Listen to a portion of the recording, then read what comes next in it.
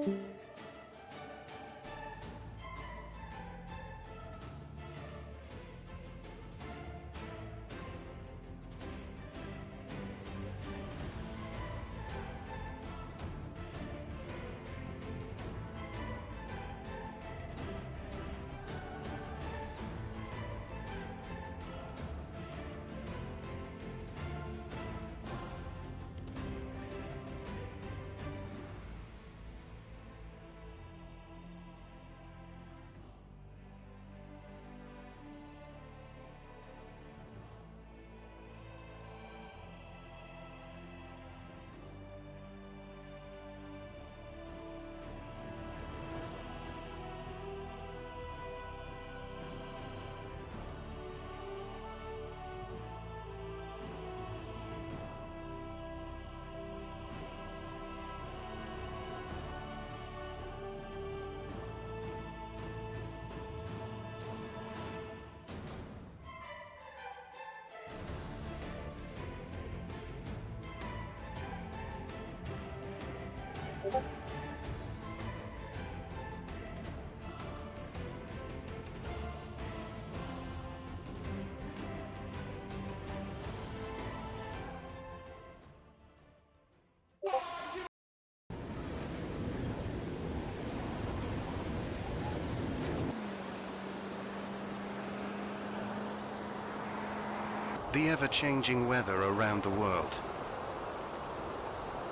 Ever-diverse terrain and roads across the world. With Kumho Tyre that has conquered all. There is no road you cannot go. Go with Kumho. Kumho Tyre.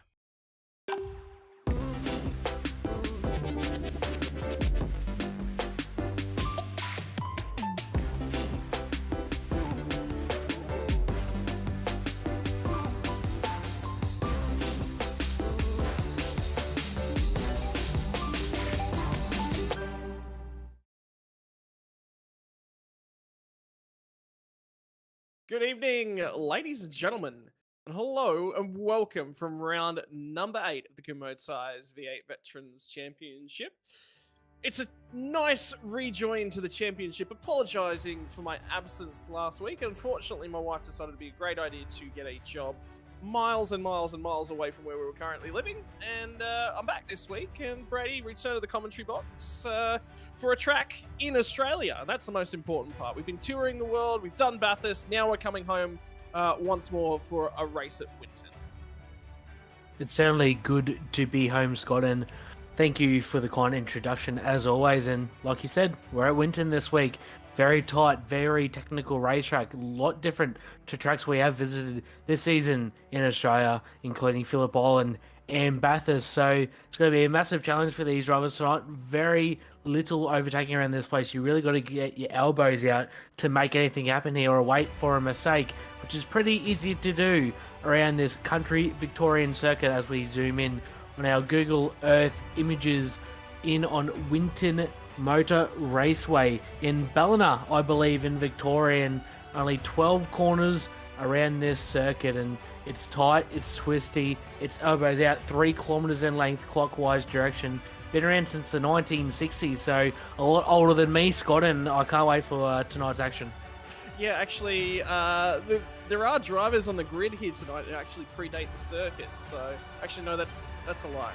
What's that, 40? No, 60? Yeah, we've got some 60-plus-year-olds. So there are some drivers out there tonight that do predate the circuit. That is your layout. The S's from the complex at turn 1 and 2 don't run too wide on the left-hand side. There's a whole bunch of striped curbing with a little bit of a jump that's going to destroy the front ends and the other side of the cars. Down to turn 3, turn 4, up and through the rollover corners, 5, 6, and into 7.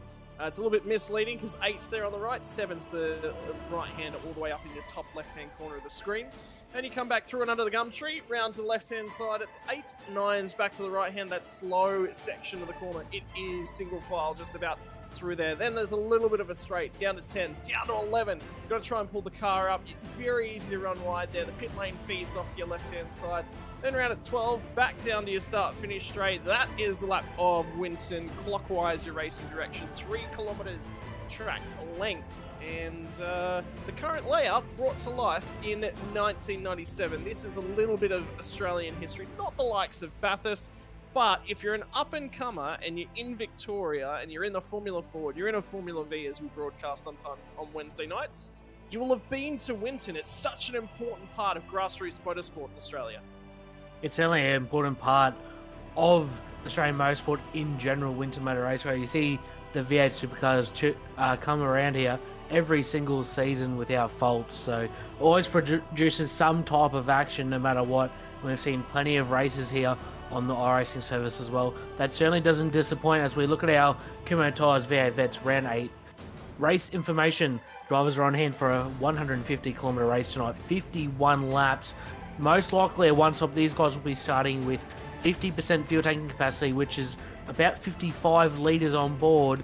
They can go to about lap 14. That will be your critical lap number tonight, but we'll see guys run to about lap 21, 22 at the most for the opening stint, and then full tank all the way home.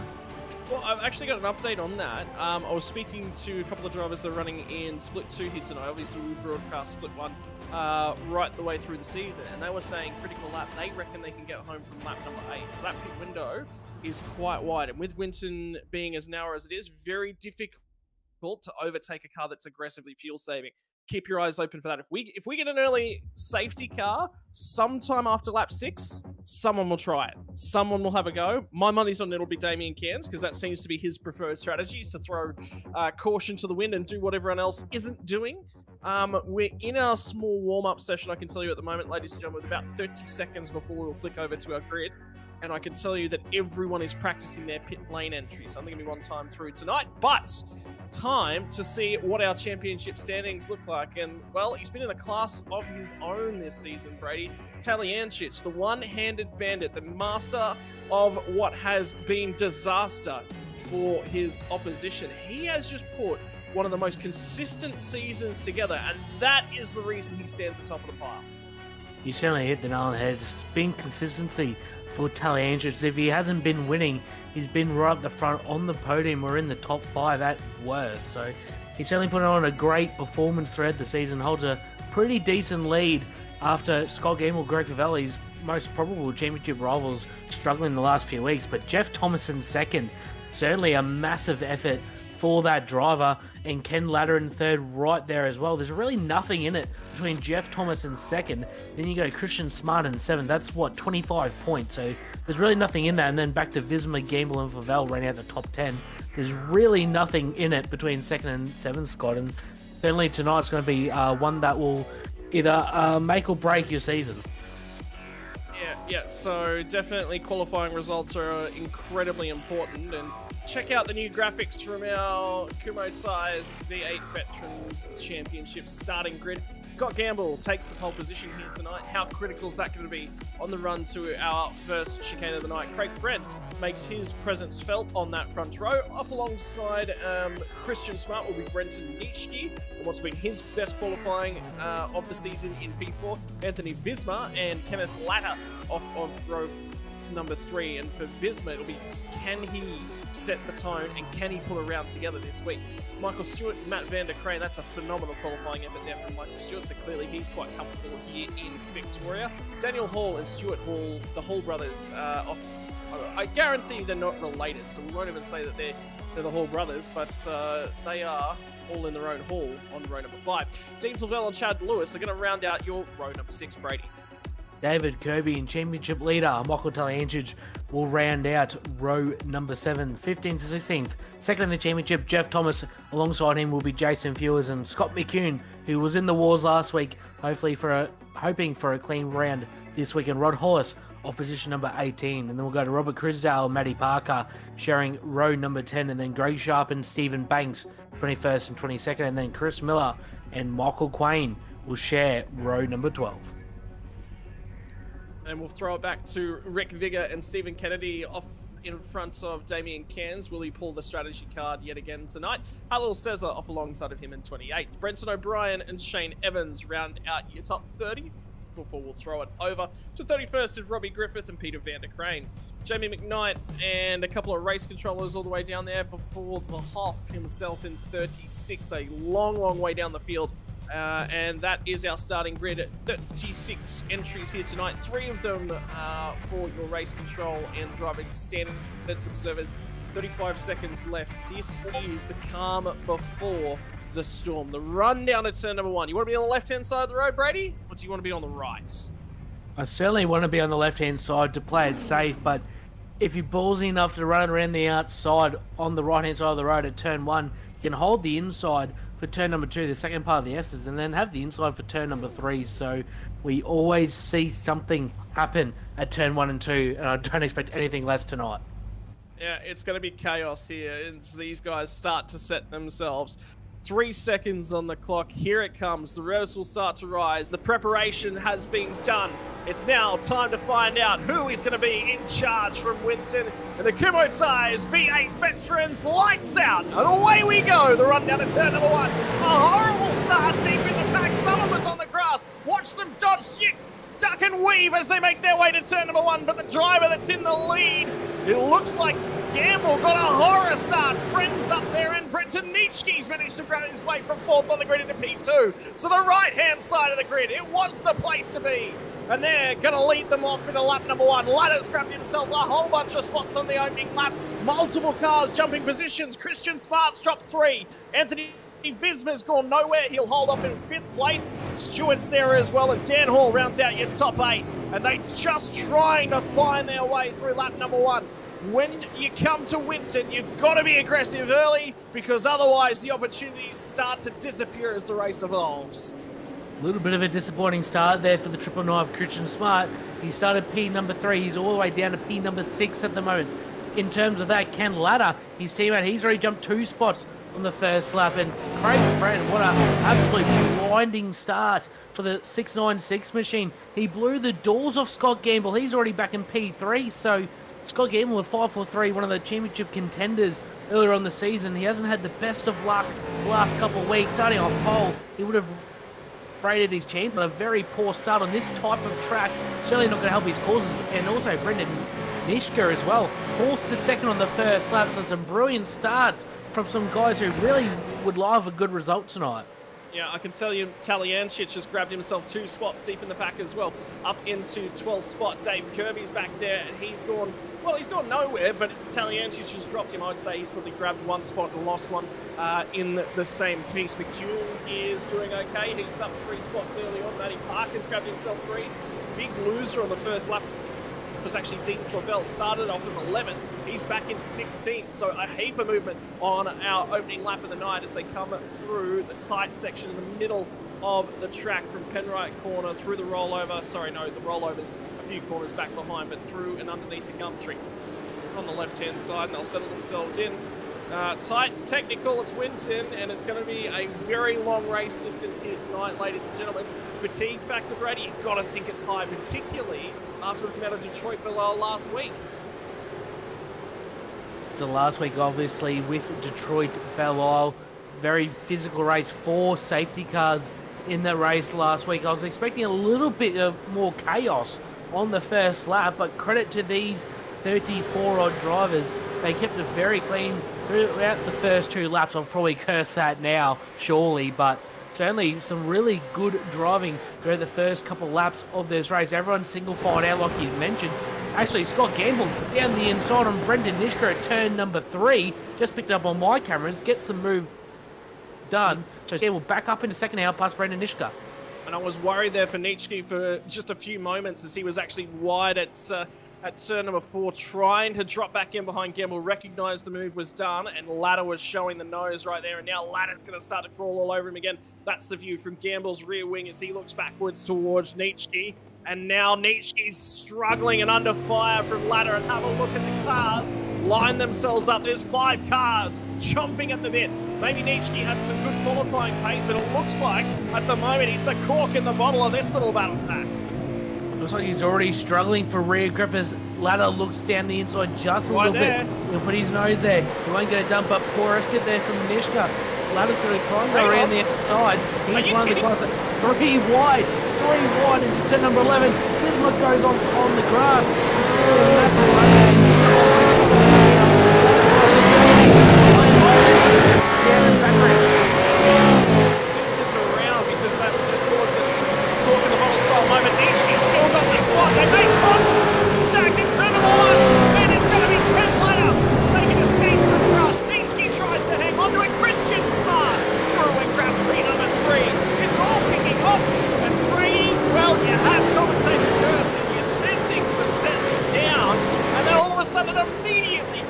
Can we get that again?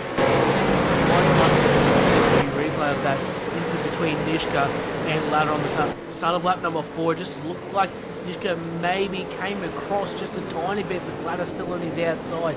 Maybe. There was nothing in it. It was very, very tight. Unfortunately for both of them. Both went off the road. They've lost a few spots. And Christian Smart, he picked up the distance. He's now in number 2. While Craig Fenn, he's in the win. He's got about a second lead now.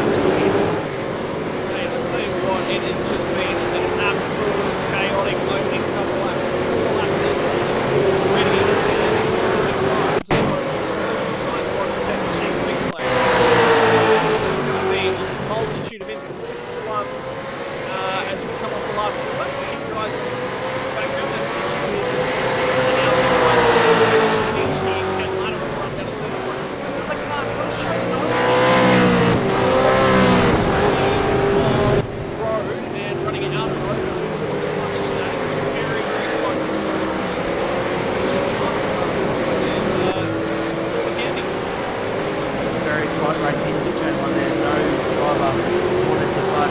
No driver wanted to concede the position. Unfortunately, it cost both of them positions. Michigan now down to 4th and Ladder back to his original same position, 6th. But like you touched on, Scott, the one beneficiary of that was Christian Smart picking up 2 freebies essentially. Is we'll try and pick up Scott Gamble once again. He's closed the gap right on Craig Friend. Was 9/10 of a second last time by.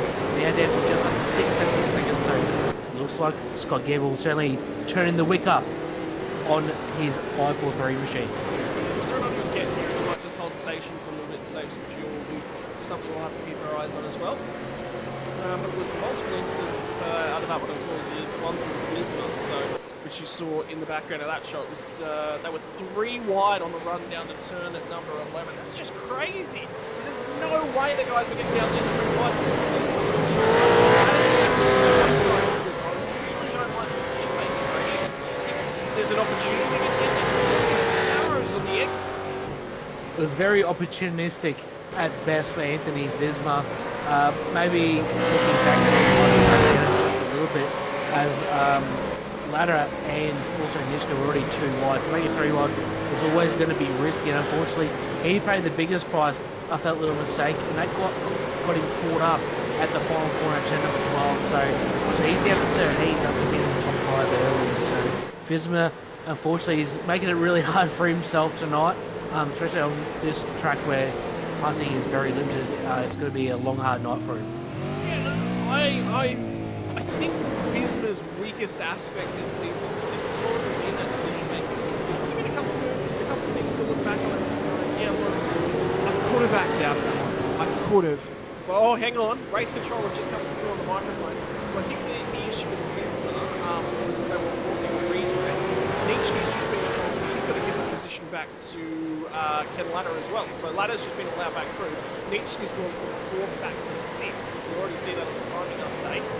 So Ladder's picked that spot back up. Now he'll set the eyes back on Dan Hall. Ken Ladder's perspective, well, it was close, hard racing at the end of the day, but he's probably sticking up because it's hard to have to negotiate Nietzsche again. That's certainly right, and you can focus on Dan Hall in front, Kenny Ladder. Focusing on Scott Gable once again, he's closed the gap up 3/10 once again. Looking back, Dan Hall, fantastic performance so far for the 4.62. He's done in P number 9, he's up in P number 4, but he's got the resurgent Ken Ladder in the 269 right in behind him, and Brendan Nicker as well. He'll be looking for a bit of redemption after that little mistake in the incident with Ken Ladder. Then Stuart Hall as well, he's up a few spots. Chad Lewis in behind, he's battling with Michael Taliancic around rollover corner. Taliancic might have the inside run in the background. He won't get done, but inevitably Taliancic is already +5 as he gives Chad Lewis a little bit of a bump there. Yeah, now it is continuing just to kick on all up and down the field. It's going to take little bits and pieces, and Taliancic is just buying into this argument as well. So here it comes from the 727 of Lewis. He's going to have to get the figure out and start to try and push on. But settles for now. Be interesting to see what Taliancic does, because the worst thing is if he accrues himself a penalty. He can accept a 7th. A 7th is still a great result because the guys that are around him in the championship rating, they're further down. So you just got to take 7th. And again, I think that's been the big difference between Taliancic Yes, he's had pace. Yes, he's had some great races. But it's knowing when to bide your time has been his serious, strong suit this season. Maybe come from he's actually got a spotter in each week, ladies and gentlemen. He's got somebody else sitting alongside offering little tips and advice. I certainly think it would be helping Tully Andrews, and also he's got a little bit of a buffer in the championship. He doesn't need to take any big risks tonight. And like you said, a few of his championship rivals down the order, and they're not winning races, so he can afford to maybe get a 7th, an 8th, a 6th if possible, and he can really capitalise and get a good points result as boy this track off cars. We have a spinner in the background. Yeah, Stewart, he's immediately gone straight off the circuit to make sure that everybody's going. Look, sometimes you've got to take that pain. His only options were to sit there or to get off the circuit as quickly as possible, and that has prevented the safety car from coming out. He's a mile now off the back end of the pack. Well, that's racing. He's all the way down to the 34th position, and he's going to have that one looked at by racing control. So that might work more in the replay. I think we will have to cross to a Logic G replay. Was the 808 probably racing car of Robert Crusdale actually got into the back of him at turn number 7 on that lap. So unfortunately, Michael Stewart, he will be right here. I think he will be nearly right at the back of the water. So we will pick up that Logitech G replay on cue by producer Daniel Yaman and try and go a little bit further. The 808 Crusdale just got a little bit hot into turn number 7 o'clock. Might have gotten a little bit hot, but at the same time, it could also be the checking up what's coming out of the cars ahead. Let's go tell the story down here at the right-hand kick. There's a little bit of a check up ahead. It's actually a direct tag from behind, so... Oh, and look at everything else that the people are behind as well. So, right, it's a good pick up this one on that one. Crystal gets a good run here. He's actually crawling all over. He's trying to get down the inside, and it just narrows. It's just awkward. It's just bad contact. That's, unfortunately, ladies and gentlemen, for those of you who don't know racing contact, that is just racing at Winton. It is, unfortunately, and you can get moves done there at turn number 7, but you've got to be probably a little bit closer than what Crusdale was to Michael Stewart. You really got to commit. I don't think Crusdale was close enough, nor did he really drive it in hard enough and put his car in the right spot and say, hey, I'm right here on the inside. That race control do come through. And Robert Crusdale will be penalised with a drive through penalty. Look, race control in multiple leagues got a really, really rough go at things and a really hard time. And for those of you who lead SimSpeed, race control race control I've said this all season. Very happy with what the job they've done is for Stale. Why is he going to drive through the penalty? Well, because Stewart's going through the field.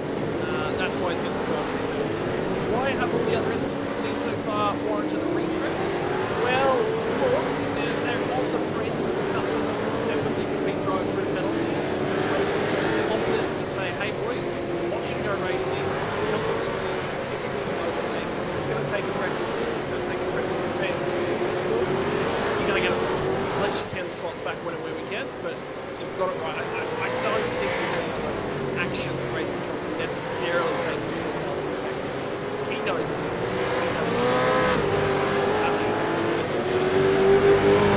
I do agree that officials have made the right calls, especially with the Crusdale incident, but also the incident with Nishka and also Ladder. I thought the same thing, that Nishka just squeezed just the tiniest bit. Certainly not warranted for a simple redress, where he really only lost one spot out of it. Hasn't hurt his race too much, and can still recover from it. So I agree, the race control guys certainly don't get enough credit for the job they do. Yeah, and can I say to anyone out there who's thinking about getting into race control, or you've ever wondered what it's like, do it. It's a sincerely rewarding experience. It's something unlike what you see in all other sports, because you get a lot of opportunities to review things on replay. It's basically like being the DRS official and the Australia versus India test. Front foot no ball? Yeah, we'll have one of those. Is that an LBW? We're going to have to go through and check off all these things. It's basically the same from a race control perspective. When you got your rules right, you'll say, right, you've got to be this far up by the corner. Yep, we're going to replay that. We're going to have a look. Are you this far along? Yes, no. How do we rule? Okay, has contact been made? What's space left? There's a whole bunch of checkboxes you basically got to walk through. One of the most interesting things that you can do, and a lot of the time you've got more than one race control official, you can disagree on that, and that's the best part about it. You've got to then find, okay, we disagree, how do we penalise? So it's an interesting job to say. Have you had the benefit of doing any race controlling, Greg? I've done plenty of it in my own dirt league, actually. So I have plenty of kettle fish. Yeah, completely different, but it's the same job either way. You don't really have as much time either because dirt racing's so hard and fast. You don't have time. Races can be over within a minute and a half. So you don't have the time to have a look at it. We'll go back to live. Scott Gamble gets the move done in turn 7. I only said about 2 laps ago that it is difficult to get a move done there, but you can do it, and Scott Campbell just proved me wrong. He got the job done. He's now P1. How much would you say out of that one though, Brady? Is Craig's line them sort of gone, you know what, it's there, I'm not going to turn into this ball and come away with it, we're both going to end up off the road, it's better off if I certainly think it was a little bit of hard driving there from Craig. I think he did realise that Gamble had a little bit more pace on him. He was going to get the move done. I don't think he was going to battle him too much. I don't think he's trying to try and sit in behind him, try and follow him, get a little bit of a draft on the small straightaways here, try and manage that gap to pitch and smart behind. Because I mean, Craig Friend qualified on the front row. He's certainly got pace here, so I don't think he's too disappointed because Scott Gamble's honestly one of the best in the business in the V8 veterans. So if you're getting passed by him, I don't think you're doing too wrong. Yeah, might even get a toe as well. Might get have a look at those brake discs. That's actually an important point to highlight there for Scott Gamble. I talked to him at Bathurst about what he was doing with his brake biases and how he was managing the car and a little bit about his racecraft and everything that was going on. And he was running a much more rearward style bias than a lot of the other drivers, and he credited his tyre longevity with that. So anytime you see the brake disc, because you can also see there for Craig Friend, his rear discs were not blowing anywhere near to the same level as Scott Gamble. So that right there is tyre longevity 101. It's going to be a little bit more difficult to get your moves done in the early parts, but looking after your tyres on the long run, that is how you finish races in great positions. Now here comes Ken Latta at Dan Hall. This is a phenomenal drive from Dan Hall to get up 5 positions. It's sitting in P4 at the moment, but he's about to have his hands full here, Brady. He does have his hand full. Dan also led after that little altercation with Nishka in the 066 before. Hasn't quite had enough to get the move done on Dan Hall, which I think is probably a season best result so far for Dan Hall. He's been around the top 10, top 15 mix most weeks, but some weeks he's just had a little bit of bad luck, hasn't quite put it together. But Winton this week, certainly throwing the cat amongst the pigeons in terms of results. Craig Friend in P2, Dan Hall P4, Shildall P7. So some guys that you probably see on 7th to 15th odd, getting some really good results so far tonight as we go live and on board with Dan Hall. Yeah, that's what it looks like from Dan's perspective around the wheel. Ultra-wide monitors, drivers have an array of different driving solutions that they can use to give them every little bit of feedback that's possible, every little bit of information that's possible. Slightly less a field of view than perhaps triple monitors, but an easier setup to mount, a lot less moving bits and pieces. Oh, Michael Quain's had an incident. There's a ton of smoke in the back half, around turn 3. So there's something that's just happened on our current lap for Michael Quain. And he was off the road, and I did see tyre marks leaving the gravel. There was contact with the 666 of Chris Miller, so we'll try and pick up Logitech G replay from Dan if we can. On lap number 14, unfortunately, Miller just got into the back of Quain there into the braking zone. We have another guy off. Looks like maybe Stuart Hall is off at turn number 10 too. So Matty Parker actually. So and Jeff Thomas second championship. So lap 14, it's all kicking off. Yeah, okay, all right. Well, we've hit our critical lap number, and all of a sudden, the race has come alive. Now, the question is, when do you pit? How late do you come? Do you split it down the middle and go about lap 25, lap 26? You come 26 on your first set of size. 2 guys straight into the pit lane. Multiple cars in the pit lane. Quain is amongst those. Parker is amongst those. Damien Cairns, the 3 drivers that have jumped straight to the pit lane. So that is an active pit lane from this point on. They are coming in, they are filling up, and they are going for the all-important undercut. I'll credit where credit due, Scott. You did say that Damien Cairns would be probably the first guy to pit, and you called it spot on. He was the first guy in the lane, and fortunately, Matty Parker and Michael Quain got into some incidents on that lap, so it probably made sense to probably pit. Their tyres would have been a bit more worn out after being on the brakes to stop their cars, so it probably made sense for Quain and Parker, maybe a bit forced. As Damien Cairns, he's going to come out right in with the leaders. He's actually a lap down, yeah. And Chris Miller has received a penalty for contact with Quain. And then the incident on the most recent, so there's 2 incidents on lap 14. And one of them has now been handled by racing control. The other one that we're still going to have to keep an eye out for. What happens between Matty Parker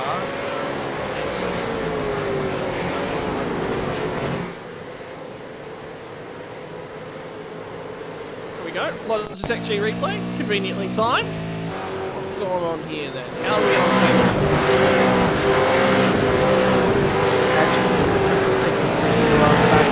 Of the 57 of Michael Quain, and looks like just a big brake lock up, bit of just a simple mistake there from Chris Miller. It's an easy corner to make a mistake on with your braking marker, and unfortunately Miller's made contact with Quain, and a penalty certainly justified there.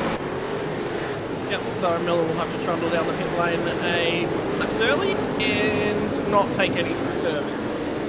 The conditions he's now forced into. Oh well, there's nothing more you can do about that. He's just going to have to take it on the chin. Looked like you got a really good exit off of turn number 2 as well. So it looked like a good run, just not quite close enough. Not expecting to brakes early. And Jeff Thomas was the other incident from that lap as well. I believe with Matty Parker, and Parker went straight to pit lane. Well, Jeff Thomas is going to have a penalty. Race leader Scott Gamble, he's coming in the lane end of lap 15, so a bit of an earlier stop for the race leader. He's potentially going to the undercut to cover off any potential threat Craig and Christian Smart. So very interesting Scott Gamble to go this early. There's a whole chunk of drivers starting to come to pit lane. So Gamble's in, Chrisdale's in, Thomas is in. So Chrisdale and Thomas both had penalty. So that's why Thomas will be on. Curious if this is actually a penalty. No, that's a stop for Chrisdale, so he's already served his penalty. And straight up on the jacks. Righto, there we go. So early pit stops for a number of cars. And Gamble is already out of the lane. So very quick pit lane transit for Scott Gamble. We'll have Jeff Thomas not too far behind him. But they stay on the lead lap. The issue now for our race leader, Craig Friend, who inherits that lead, is that he has got that lapped car immediately in behind him, which was Damien Cairns, who served his pit stop, and Chrisdale goes a lap down as well. Certainly a little bit awkward there for Craig Friend with the faster Damien Cairns in behind, and it's impeding Cairns' race a little bit too, but with this track being so hard to pass on, I think Cairns is just, unfortunately, just timed a little bit wrong. It's a very easy thing to do, just get yourself in amongst traffic after you've taken your pit stop. Luckily for Scott Gamble, your leader, he's got clean air, abundance in around him. He's got a massive gap in front, he's got a big gap behind, so Scott Gamble's played this really well, and then the guys up front will have to be very careful to when they pit and where they come out in this race. Now, Brady, I'm going to pose a question to you from a racing perspective, and this is without having personally gone and directly checked the rulings around blue flags on this one. What do you do about Damien Cairns? I think he's fair enough to race. He's made his pit stop, so I don't see an issue that he should be given blue flags because he's currently fast at the moment. I think he's put a little bit of a gap there in Christian Smart, so I wouldn't expect him to be given blue flags to let them on by because he's got enough pace. I believe if you have enough pace to run with the guys, you shouldn't have to move up to that line. But that's just my opinion. Look, I think it's a fair enough opinion as well. The other critical thing here is, what does Craig Friend do? Does he just let him go? The problem Craig's got is he's lapping about the same times as Damien Cairns. Cairns just did a 20.213, Friend 20.219, so 6 thousandths of a second between those two guys. Now, Friend's lap times are likely going to continue to fall away a little bit, but it will come down to what Cairns is capable of. Jamie McKnight's just made his pit stop, and he's come out in the gap behind Christian Smart.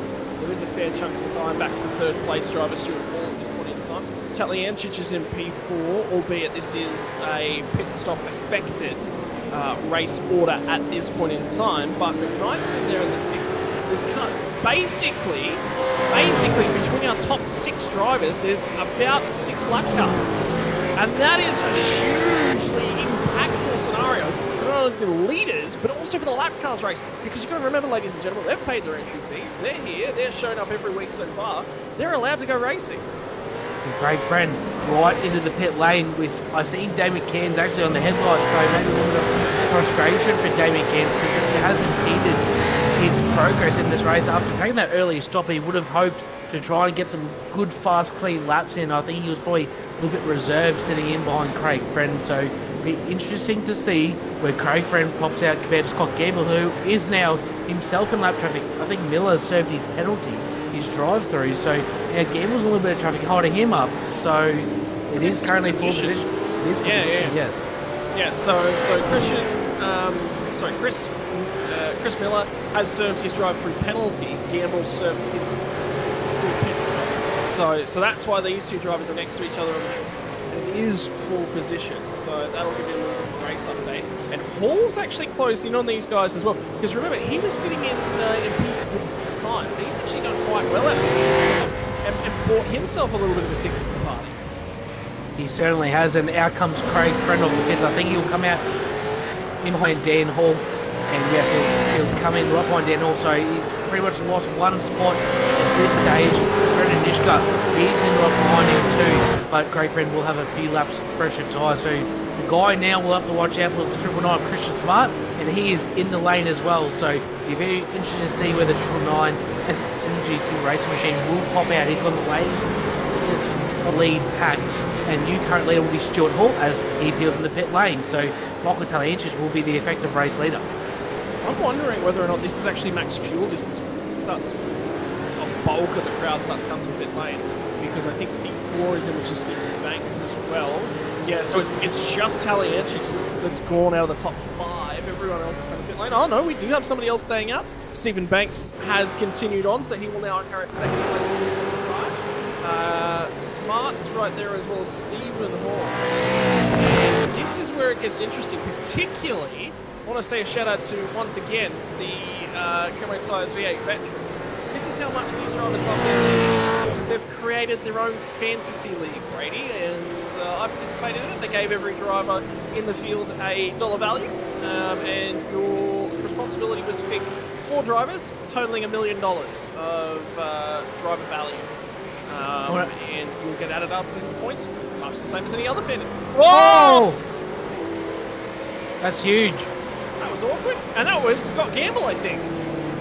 That was for the effective. That was for the race lead. Christian Smart has come out of the pits in front in very awkward contact with the 666 of Chris Miller in front. And Christian Smart done all the right things, come out of the pits in front, and unfortunately, contact has been made with Scott Gamble, and unfortunately, I think Scott Gamble might be in a little bit of trouble with that one.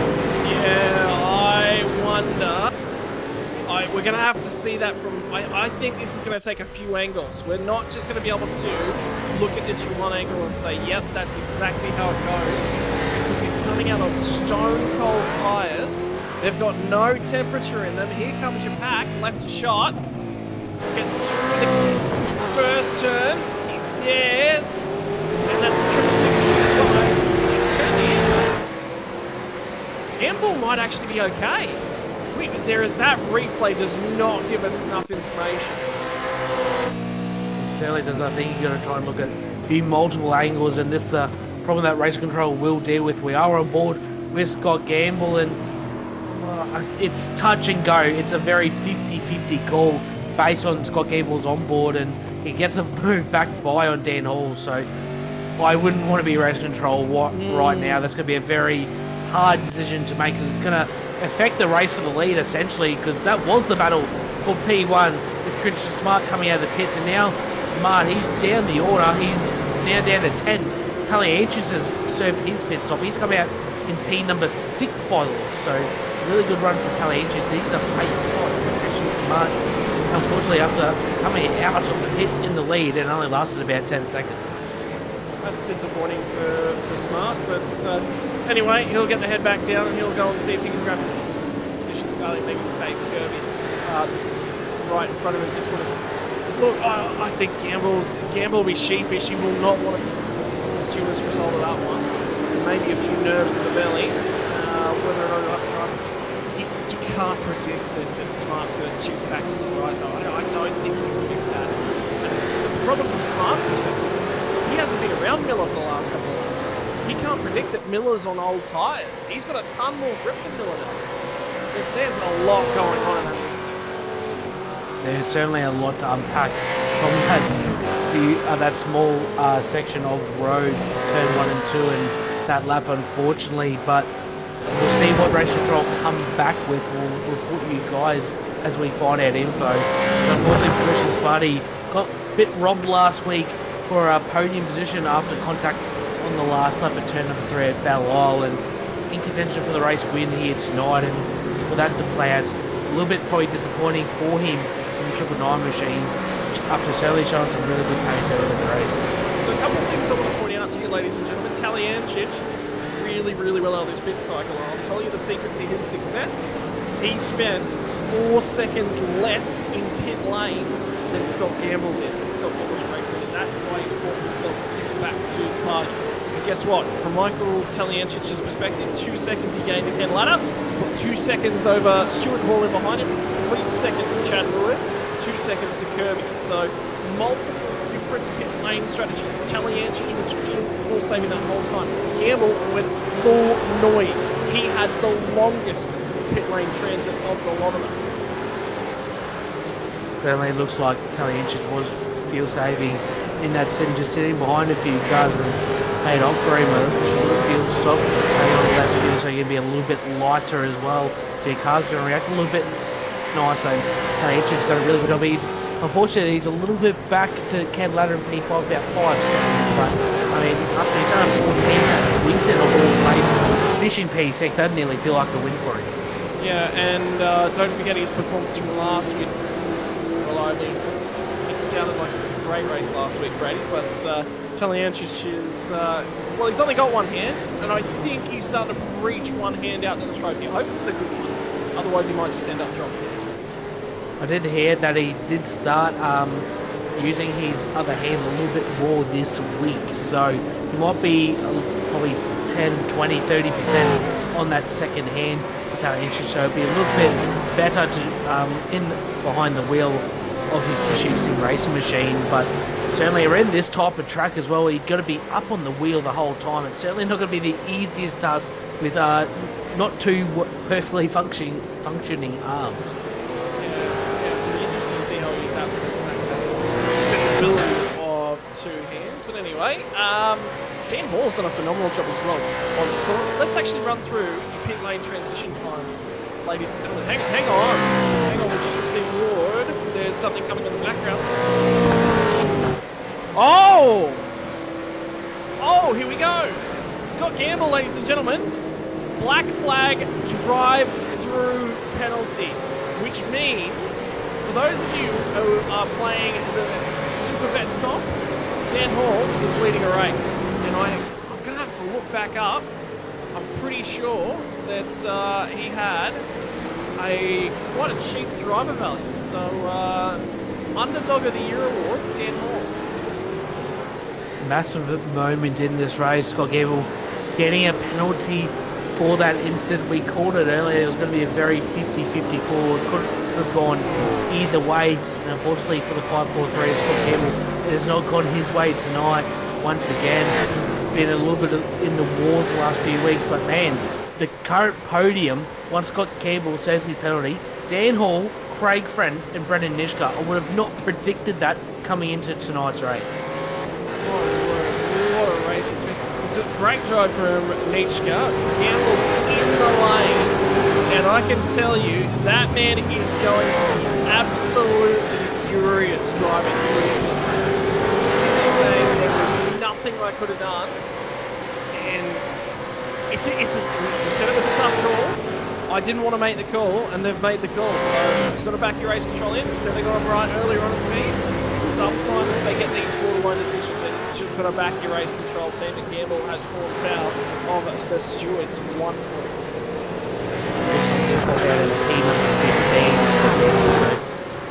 Fortunately, a bit of work for him to do, but he's certainly got the pace to get it done. And Chris Smart, he's moved up into P9 on his recovery drive. But like I touched on, the current podium, man, I would not have predicted that. But Ken Ladder's not out of this conversation. He is right on the back of Brendan Nishka in the 066.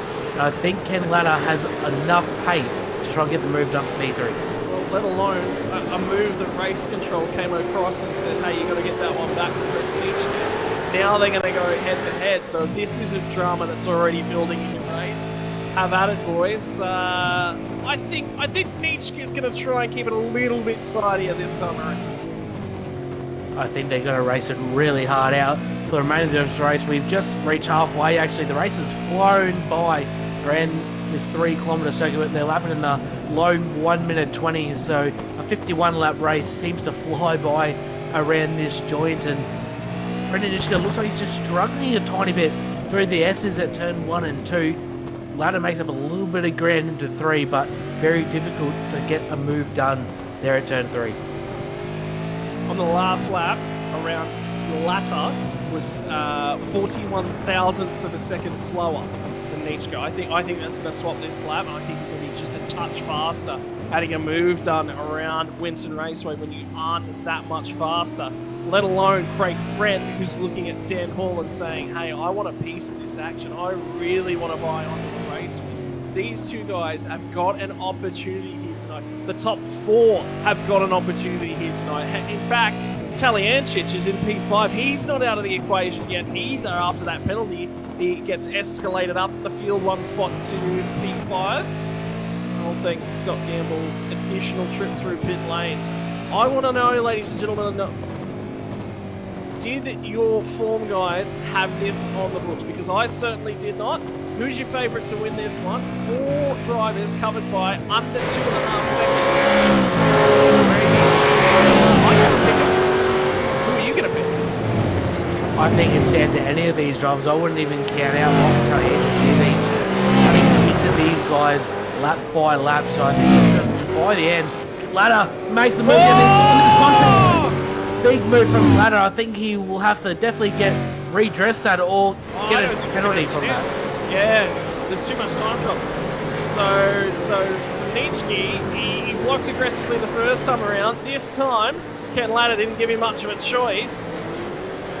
Is there going to be a door slam from Nitschke? Did he slam that one close? I tell you what, Ladder is going to attempt to redress it. That is why he has just let Taliancic go. And here comes the next pack, and in this next pack at the very head back is Nitschke. So this is Ladder taking things into his own hands and handing the spot back because he knows he's guilty here. He knows a drive-through penalty's coming, and now he can get on with his race. If a drive-through penalty comes now, after he's redressed this one, Brady, well, he's just given up 5 seconds. I wouldn't hope so. There would be a penalty. I think because Nitschke, he did drop 4 spots, I think. We will pick up the Logic G replay of the inside turn number 3, and looks like Ladder massively getting further under the brakes.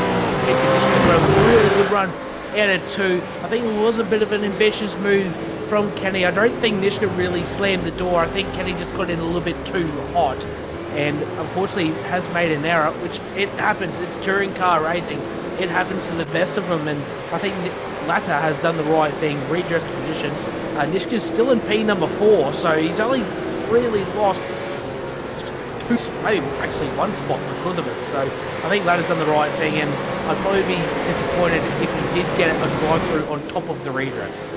Yep, no, race control just came across and said redress noted and accepted that. So it has been sorted in that manner. And again, that's where we're starting to get borderline, because that may cost Nitschke his best shot at a podium here this evening. But ladies and gentlemen, again, if you're going to back race control in with the Scott Gamble decision with everything else that's happened on tonight, you've got to accept that. That is racing. I'm happy for that to be the standard. Because you know the other thing about this break, I've seen races and tracks, it's like, look, I made a mistake, but I want to have another crack at it. And these guys have already had to redress a spot to each other once a piece now. Who wins round number 3? I think Kumho Tyres has played himself right into this race. He's now P number 3 after that scuffle with Mishka and Ladder. Unfortunately, he lost a little bit of time to Dan Hall and Craig Friend on that previous lap, but I think Tally will still be an outside chance of the win. The unfortunate part is he's not that much quicker than the guys in front, if he's quicker at all.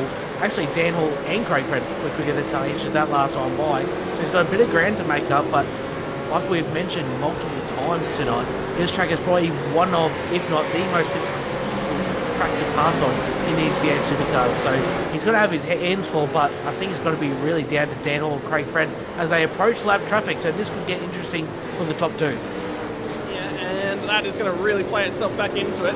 Has Taliancic got the pace? Who is going to come out on top? And better yet, 21 and a bit laps left to run. So Friend is hanging on, and it looks like Hall is starting to extend the legs a little bit, stretch out a little bit of countryside.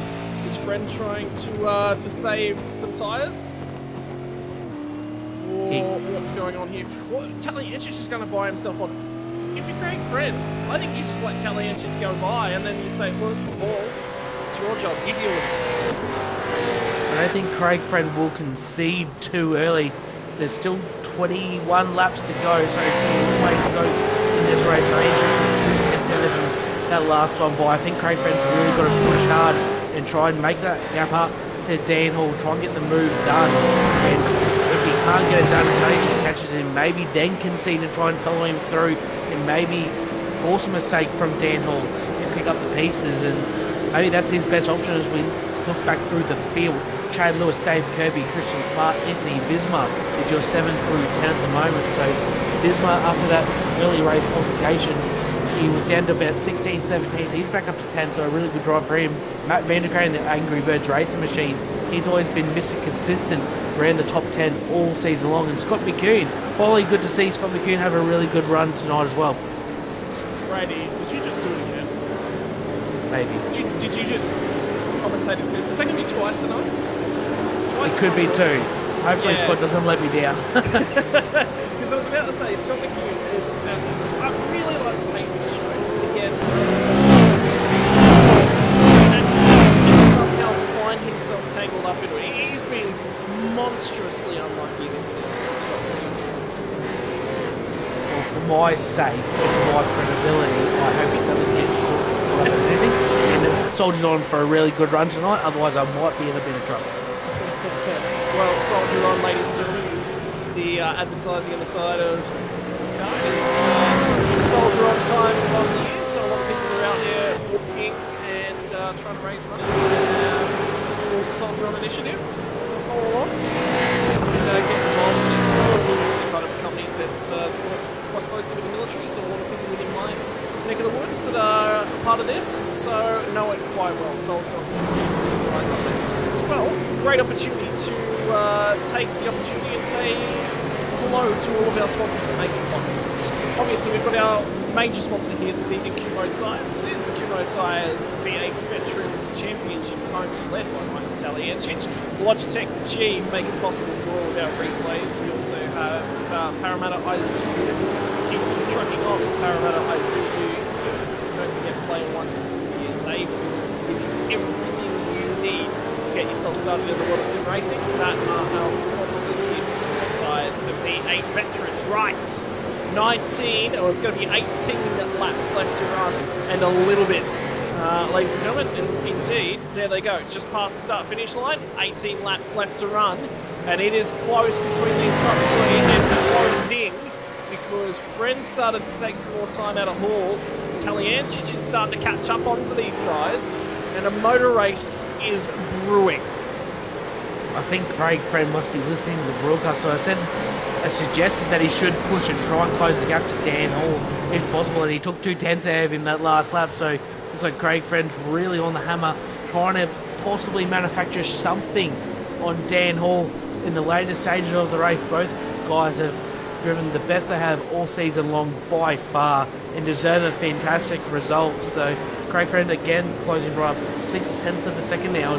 Don't look back too far because Michael Talianchich, he's closing in. He's been the fastest car on the track the last few laps. So the 21 machine, he is on the hammer. He's got Andrew Hoffman in front of the lap car. So hopefully he can clear him quickly and try and soldier on again and try and get onto the back of Craig Friend.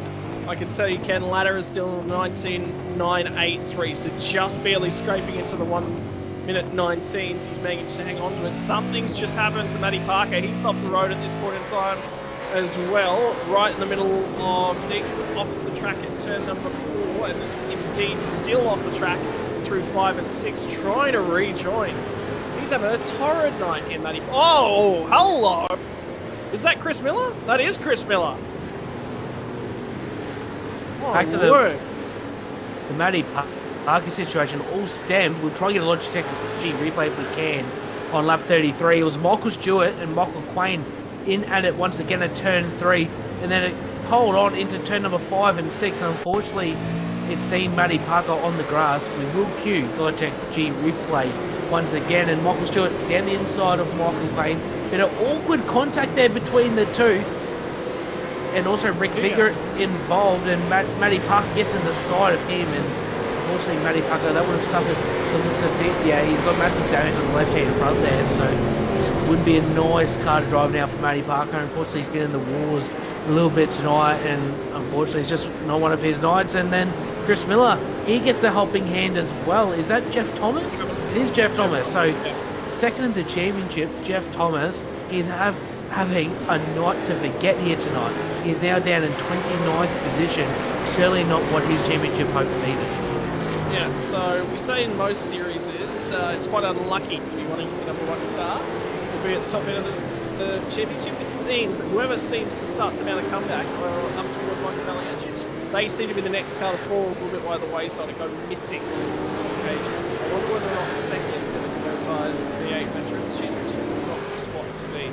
He's driven through the field a couple of times, Dave Kirby. That's some reason to right now. Ladder and Nitschke are going hammer and tong, tooth and nail at each other. They've just been side by side through a couple of corners already on this lap, and this battle is continuing to build. These guys are just about the quickest. Huge brake lock up now for Nitschke as he tried to cover the inside. They'll go side by side down underneath the gum tree. Is he going to escort him wide? The door's been left open by Nitschke just. Ladder lots the brake now as they get back to the right-hander. And now it's the run down at turn number 11. Poor exit now for Nitschke, but he's on the inside. Here comes Ladder to the outside. Too wide they run through. Turn number 10. The run to 11. This time, Ladder's up the inside. He'll get the double right-hander. All to favour him. Ladder gets the nose ahead. Is he too deep? Does he pinch a brake? Move done. Hangs on to it just. But Nitschke's going to be right there at her rank end of that 269 Mustang. And I would not want to be the rear wing right Ken Ladder. You got to give it to Ken Ladder there to stick it around the outside of turn number 10, commit, and then get the run down into 11. That was a seriously bold but really good move there for the 269. And that battling through the last 4 or 5 corners of that lap is in front is Matty Parker. He's off the road, but he's a lap down, so he's staying off the road. But I was just mentioning the battling between Nitschke and Ladder, that has brought in Stuart Hall, Chad Lewis, and Christian Smart right into this battle pack, all for P number 4. I can tell you, Parker is done. He has parked it up. Oh, here we go. Could this trigger a safety car? Because he cannot drive that thing. He's got a monstrous amount of left hand down. And there it is, a safety car just to close everything back up again. Our leaders have got a great opportunity to pit right here. So you come in, do you grab tyres? Do you grab working side tyres, so left-hand side? Do you grab all 4? Or do you stay out? Oh, that's a tough call to make. I think if you're in the mid-pack, you might be able to gamble on something. It might even be Scott Gamble taking the gamble. Who knows? But I think just... And look, on cue, Scott Gable's in the pits. You've got nothing to lose. You got nothing to lose if you're Scott Gamble. You may as well just have. Again, left sides or all four? What's the call? I'd probably be taking all four. I don't think there's too much difference in time between taking 2 or 4, especially on the iRacing service. It takes the same amount of time to do 4 as it is to do. So take on 4 tyres, about 6 to 7 seconds on the stands. Quick, he doesn't have to take on any fuel. And Scott Gamble will come out. He'll lose a bit of track position, but maybe with the tyre advantage, probably 15 to 20 laps newer. Even though we are at Winton, it might pay off. He might be able to get a few more spots. But like he mentioned, he's really got nothing to lose. Tonight's really hasn't gone well for him. He's probably out of championship contention. So put it this way, he entered the pit lane in 13th. I'm wondering whether or not he sped on pit lane entry. Because this is a very, very long stop here for Gamble. And remember, we said he didn't need to take on fuel. Something's wrong. That is not a standard stop. He's gone. I wonder whether or not hardware failure. Something's clicking right. He's got to reset it. Because he's probably got another 10, 15 seconds. Actually, he's got longer than that. Oh, sorry to interrupt, Scott. His internet has dropped right down, so his connection is really poor at the moment. I think he's going to drop out the server any minute now. So I think it's an internet sort of failure or malfunction for Scott Gamble, and nothing he can really control.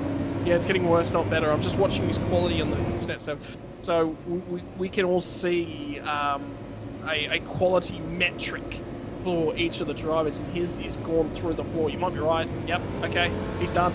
So Gamble will not rejoin the race, and internet has led him astray as his internet connection will now completely fail. And Scott Gamble will drop out of the server. So not gone his way here tonight. And he has a Jamie McKnight-esque issue. So, all right, we close the pack up now. It's Winton Raceway. We saw last week was at a street circuit. What were the closing laps like? We got 4 safety cars last week.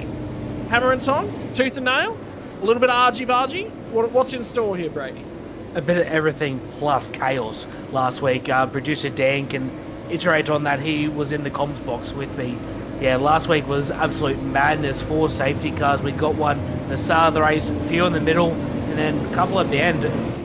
I feel as well there was a few right at the end of the race, and really bunched the field right up. And we talk about it in dirt racing. Cautions breed cautions, and it was certainly like that last week at Belle Isle. I'm hoping tonight isn't the same. We had some fantastic racing and clean racing, hard racing throughout this field tonight. To go 37 laps without a safety car at Winton, I think it's credit to all the drivers in the field. So I am hoping that we can get the last probably 12 to 13 laps under green here. Yep, so your wave arounds tonight, the drivers that are lucky enough to get their lap back will be Chris Miller and Andrew Hoffman. So the Hoff will get one back on the books. He will advance back to the tail end of the pack. They've been let go late enough in the lap as well. There's no opportunity for those drivers to get into pit lane, grab a fresh set of tyres and see if they can crack on with things. They will lose the lap again if they choose to do so. Right, ladies and gentlemen, who do you watch? Who do you want to watch up and down the field? Do you want to watch the front end of town because Taliancic is there? He's going to bang down the door. We know that. He's looking for more points to sign things off. Ken Latta, night has not gone his way.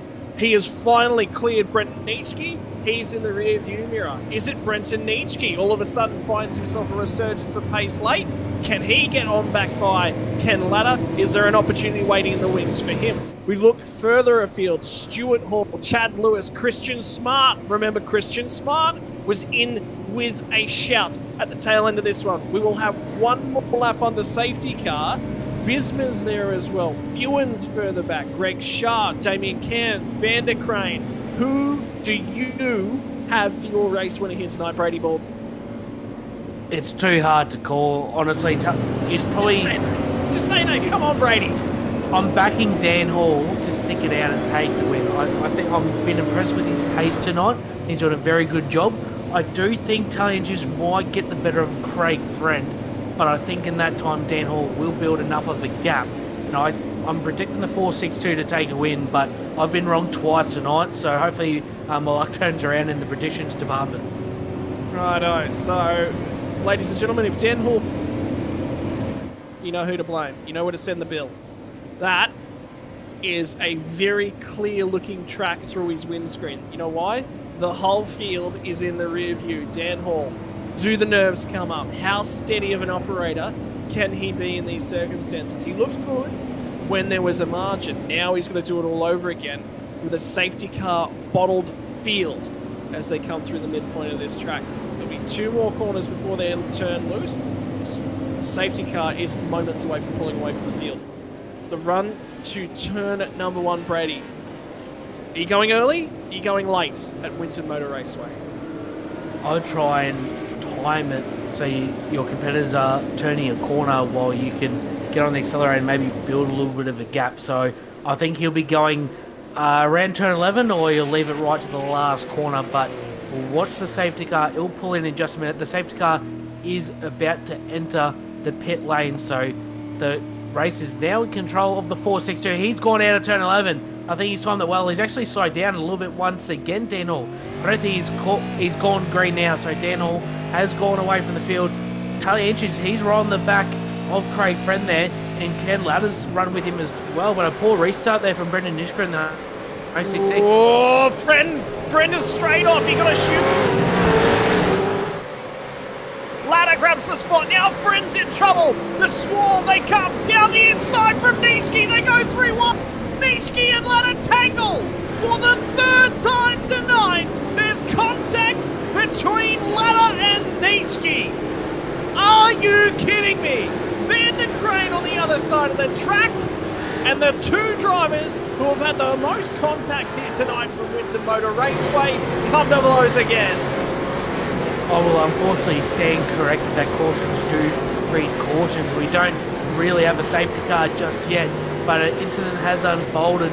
Turn number 3 off the restart, and unfortunately for Ken Ladder, he cannot shake Brendan Nishka this race. These guys have been in the wars all race long. You mentioned it's what the 3rd time they've come together, and man, I wouldn't not want to be Ken Ladder's helmet right now. I reckon he would be fuming. Yeah.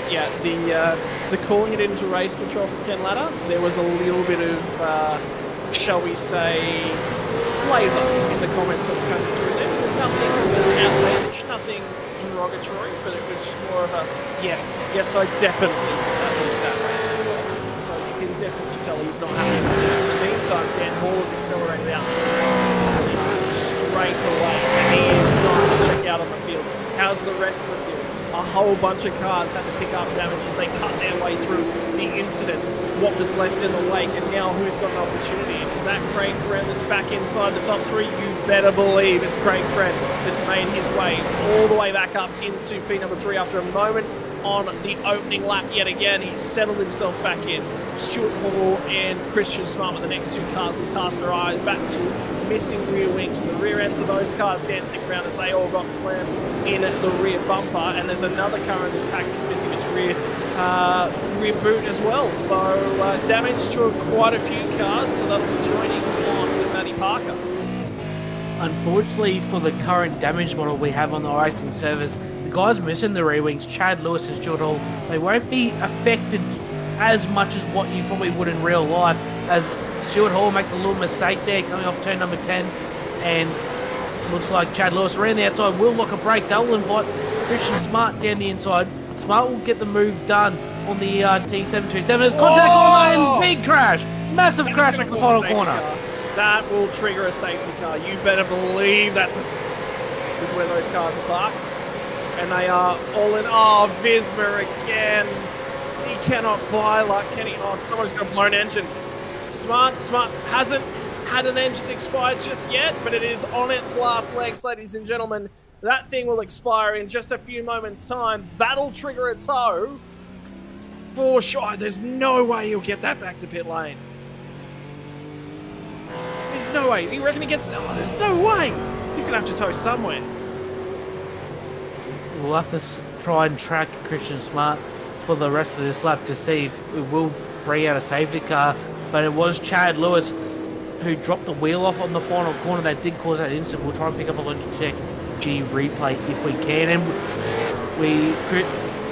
race control is calling out, but no safety car as of yet. So we'll have to see what happens with the 999 machine. But man, the Synergy Sim Racing cars, I'm not trying to be biased because I am a part of Synergy Sim Racing, but man, they've had a really rough night tonight. Oh, Smart's engine just went pop. His engine just went pop. Another engine has gone as well. So Greg Sharp is now on Christian Smart's had the cart the whole course. He's just come straight through. Has he lost control? He's going to have to tow. He does not make the lane from there. He's way too far away.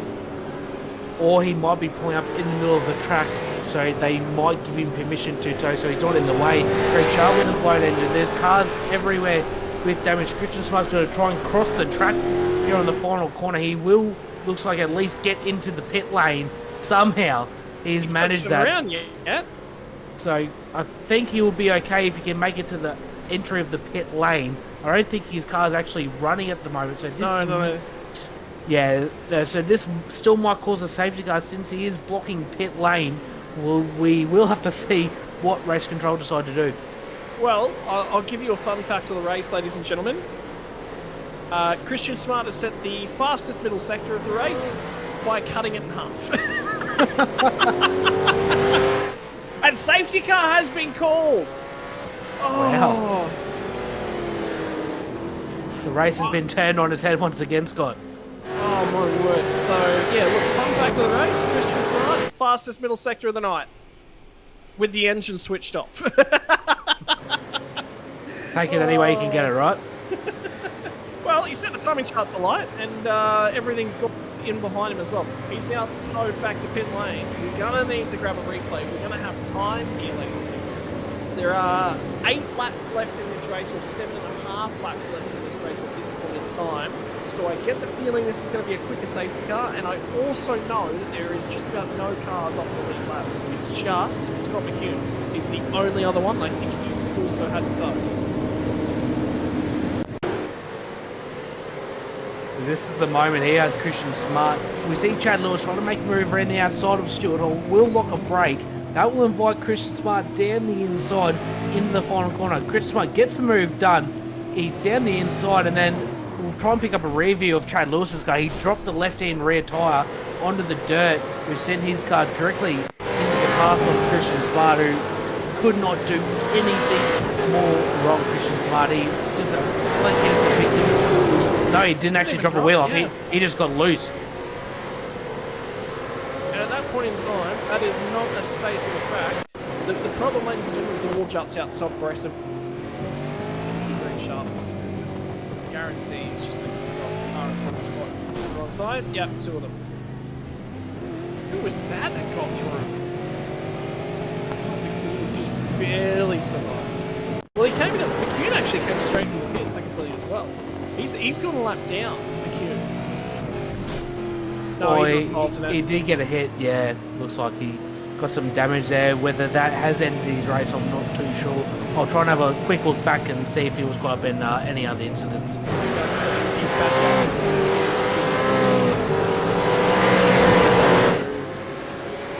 his benefit. And then that is the aftermath left down there after turn number 12.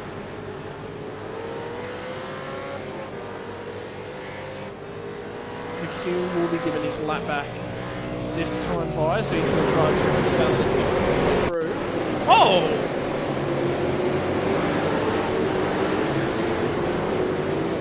John Hollis went for a little bit of a wild ride.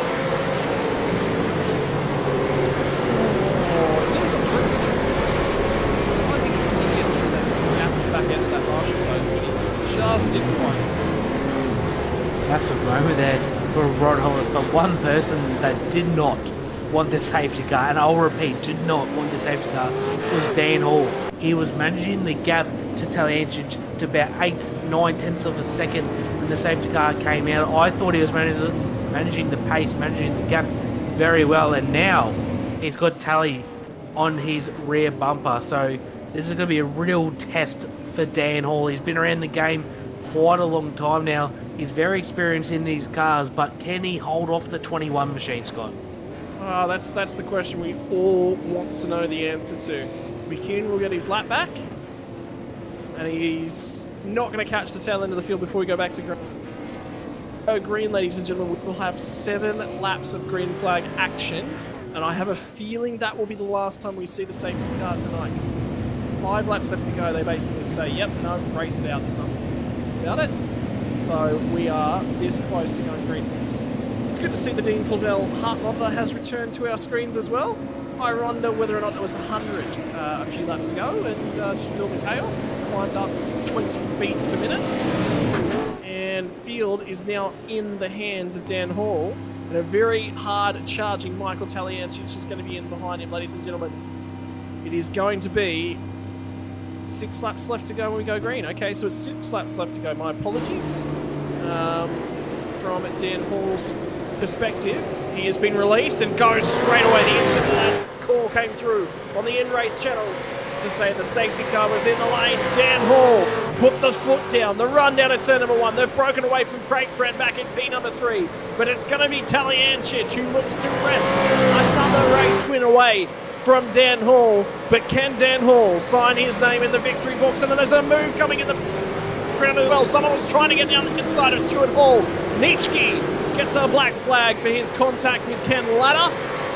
And Dave Kirby is the one trying to get his way inside the top 5. He managed to get his way inside the top 5. Now he's going to try and find the top 4 and see if he can snag a bank of points and hope that something happens to Taliancic in these last few laps. I can tell you, Craig Friend, ladies and gentlemen, going with the leaders as well. So he's going to try and stay there. They are all bottlenecked up and in behind here from Stephen Hall as we go. 5 laps left to run. At the end of this lap, ladies and gents, Brady, Taliancic is there, but you get the feeling that Dan has still got a little bit of comfort in the head of his field. I think Dan's doing all that he can. I think he's doing enough at the moment to hold off the 21 of Taliancic. He's hitting these marks. There's no mistakes from the 4.62 that are at least visible to me, and he's actually maintaining the gap. It's 4.5 tenths at the moment. I don't think I can see Taliancic where he's much stronger than Hall in any part of the track, which is a really good thing for Dan Hall. He's doing all the right things. Maybe Taliancic is a little bit stronger there off 1 and 2. Close up the gap just a little bit. Craig Friend's dropped off just the slightest, but he's still riding this hunt. And man, the last 5 laps of this race will be an absolute belter.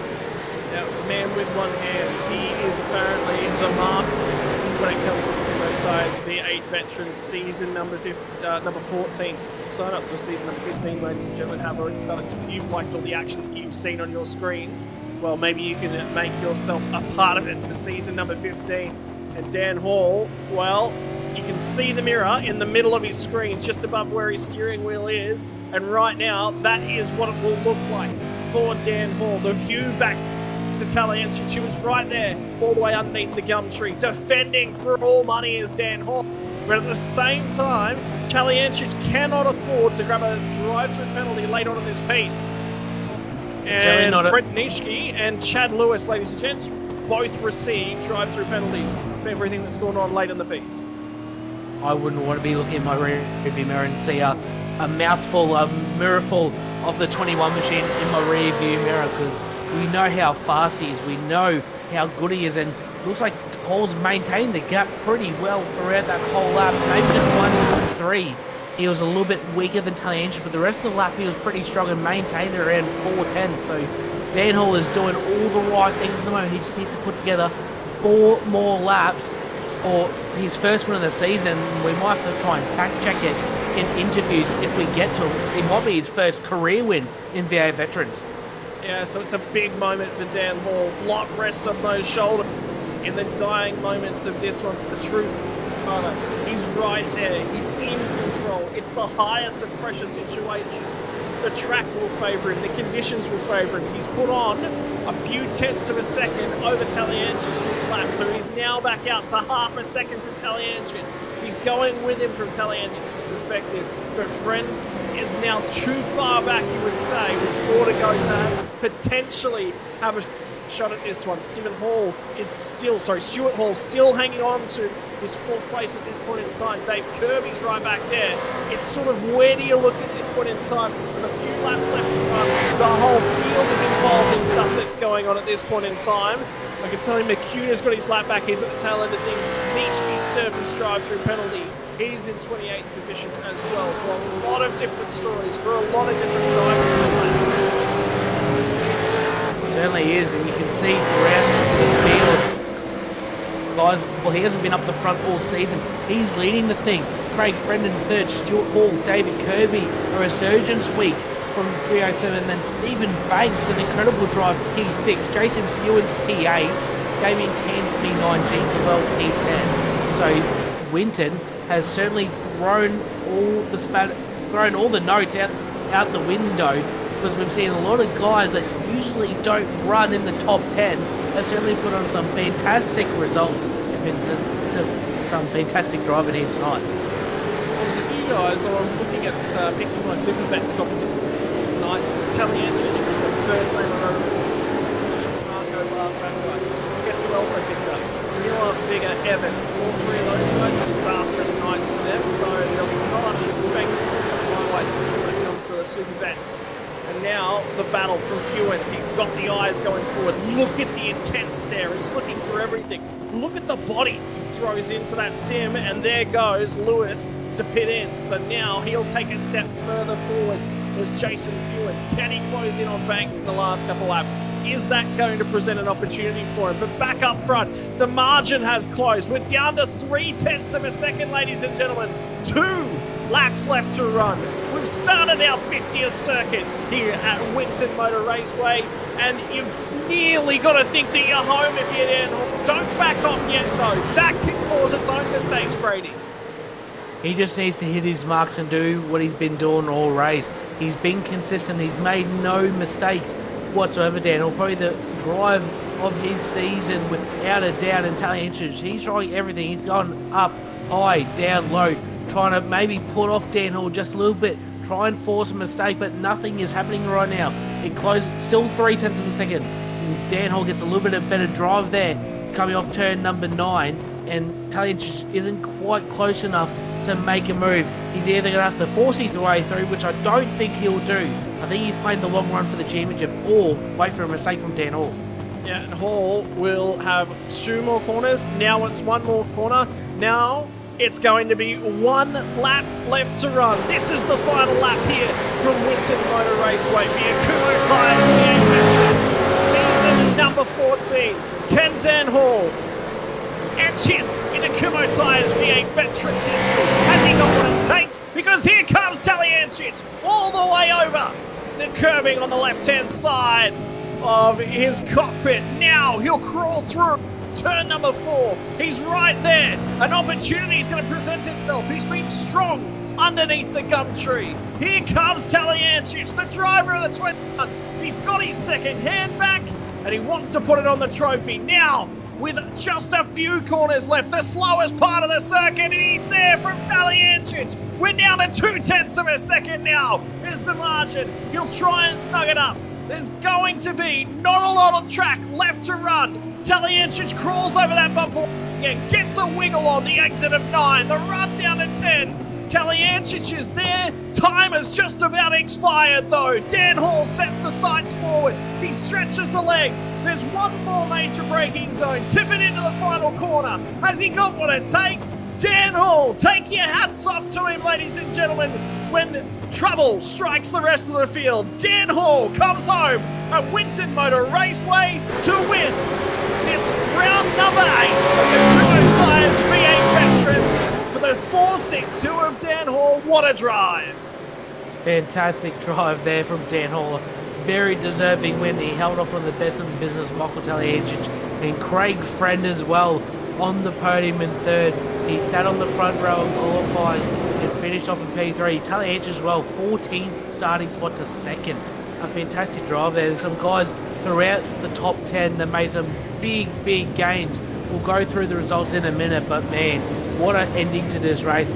It caused some controversy there. A lot of ugly incidents from a few drivers, but Dan Hall, he prevailed. He made no mistakes all race, and very, very deserving winner there. Mate, there's some times that I look at racing events and I wish this was a real event. I want to be there to watch what goes on between Nitschke and Ladder after the race. That is a conversation you absolutely want to be a fly on the wall. And have a look at Dan Hall. He was so pumped about the win that he started celebrating right in front of the field and went, hang on, there's cars here. I've got to let them get through. Everyone's got to get back to the pit lane. So Dan was so keen to celebrate, and he finally gets that win. He's managed to clock it up. He's happy, like you would not believe. Very deserving win as well. Like we mentioned before, he drove a faultless race all race long, and to hold off Taliancic there in those last 2 restarts. Kudos to Dan Hall. It'll be good to grab a word with him very shortly. And man, what a race. Winton turns it on once again, and yeah, fantastic race throughout the field. Let me tell you what, Craig Friend is going off as well. He's celebrating. And, well, there it is from the boys. They're celebrating down there at turn number 10 in the runoff road. Absolutely destroying those tyres. The benefit of simulation engines, they're cheap. You get another one for free. And the tyres, much the same. So they're going to light those things up and absolutely destroy them. That's what the weather looked like. That's what the crowd over on the hill looked at all night long. And Dan the Man Hall, Dan Danong Dan, they just called him on the in-race radio, is now a Kumho Tyres V8 Veterans winner. Michael Taliancic, great drive through, not a strong qualifying effort, but yet again puts together a solid finish for the driver of the 21. The 696, the Craig Friend off in P number 3. Stuart Hall managed to hang on late with a very, very damaged race car in the 49 entry. Dave Kirby again puts in another strong finish for a top 5 this time out at Winton. Steve Banks, Jason Fewens, Damien Cairns, master of the alternate strategy, ends up inside the top 10 this time. And Dean Favell, Mr. Heart Rate Monitor himself. Those beats per minute were climbing late on in the piece. And Robert Griffiths rounds out your top 10. Back down to P11 was Brenton O'Brien, started 29th, so plus 18 for the 26 machine. Michael Stewart, Michael Quain next in the order. They were in the wars earlier in the race, so good recovery from them guys to finish 12th and 13th. Stephen Kennedy, Rick Vigor, 14th and 15th, and Ken Latta, a race of what could have been for the 269 machine in the wars with Brendan Nishko all race long 3 times between those two. He'll be in 16th. Jeff Thomas, second in the championship coming tonight. Bit of a disappointing result, but he's right down the end of the field, so to get to 17th will be a good result for him. Halal Cesar will be 18th. Rob Crusdale served a penalty early in the race. He drove back to 19th, which is exactly where he started. And then Andrew Hoffman, from a lap down early in the race, he'll finish in P20. I can say, I'm just watching back actually, Dan Hall. We'll talk about it in just a few moments. Matt Vandercrane in P21. Rod Hollis in 22, Miller in 23, Visma. It was looking good for Anthony Visma. Didn't end up that way in another performance that basically says the way that his season's gone. Greg Sharp, Peter Vandercrane, Chad Lewis, Brenton Nitschke. It was a night that offered a lot of opportunities for Nitschke. Unfortunately, not the one that he was able to capitalise on. Scott McCune and Christian Smart, your first driver, one lap down at 2 laps down, and 30th as well. There's another couple cars here that didn't really finish up the way that they wanted to. Matty Parker did manage to get back out on the circuit and finish 5 laps down. Scott Gamble obviously had those internet connection issues late on in the piece. Shane Evans was an earlier on retirement. Jamie McKnight as well, suffering from internet issues. Do we jump straight in? Do we talk to the man of the hour? I think we've got to talk to Dan Hall, Brady. I think we do, Scott, and I'll let you take it away with it and talk to a very deserving and I'm sure a very happy winner as well. Could have been okay. He's talking to the rest of the podium at this point in time. We've dragged him in a little bit early by the sounds of things, Dan. Yeah. Mate, I was watching the celebrations there. There was clearly no thought given to most of the other drivers. You were celebrating on the entry to pit lane the whole way in and basically had a queue of cars lined up behind you. Yeah, no, they can wait, mate. No, I got to do my celebration burnout, Central Coast style, in front of the Logitech G banner. Congratulations here tonight, mate. Central Coast, unfortunately. So I can't actually come off beer, but At least I know you were just down the road a few weeks ago. Mate, interesting race here tonight. Opportunities presented themselves left, right, and centre for the True Force car. Interesting night at the office, but when things count, you put yourself in the right spots, and you got yourself to the front. Yeah, thank you very much. It's certainly not a track that I would call my own. Like I didn't ever feel strong here. But during practice, during the week, we all the ERT guys and I were sharing different tips with each other, and slowly but surely chipped away at it and built some confidence. And yeah, I mean, it's unfortunate what happened to the other guys in front, but that's racing, right? Had to, like you said, I had to be there to capitalize on it. And after that first stop, I was a little nervous. I was saving a fair bit of fuel, and then the first safety car came out, and I could breathe a little easier. So it was it worked out in the end. Yeah. So when it graphs over on the strategy there, and obviously paid things off, because there was quite a few cars that opted to short pit and not take a full tank of fuel, fill all the way up and get that excessive amount of gas. So worked out in your favour. What was the thoughts obviously behind that? It's difficult to overtake a Winton. We know that. We talked about it all night long. Was it track position was first and foremost on your mind? Absolutely. Yeah, track position was key. I put in just enough, but it would have been very, very close. And so yeah, that safety car obviously helped out immensely. And I felt that there was a good chance for a safety car. Not so much people crashing into walls and things, but more blown engines and things. And yeah, I don't know exactly what happened to make those safety cars come out, but yeah, fortunately they did. Now, you were sitting quite comfy at one. Then the first safety car actually made its appearance. Did the nerves sort of start to unsettle a little bit? Were you confident and comfortable at that point in time? Were you all of a sudden looking a lot more at the mirror going, hang on, I've got a race on my hands here? Oh, yeah, for sure. As always, looking at the relatives behind me, and I could see Craig was hanging there with me. I was doing a little bit of fuel saving before the first safety car. I was doing a little bit of fuel saving, and then I would step it up a little bit just to test the waters. And yeah, we weren't really. I wasn't gapping him, but I noticed we were starting to gap Mike a little.